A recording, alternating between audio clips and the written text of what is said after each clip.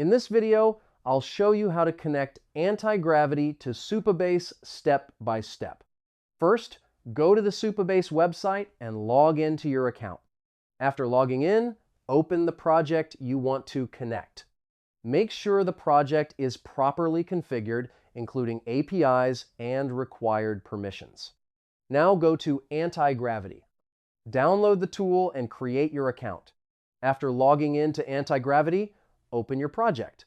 There are different ways to connect to Supabase, but one of the easiest ways is using the chat. Inside the Antigravity chat, type MCP integration. Now follow the step-by-step instructions shown by the system. Antigravity will request permissions to access your project. You may need to allow access to files, APIs, or project folders. During the process, it may ask for some information about the Supabase API. Simply confirm the required permissions. After completing the steps, the integration will be finished.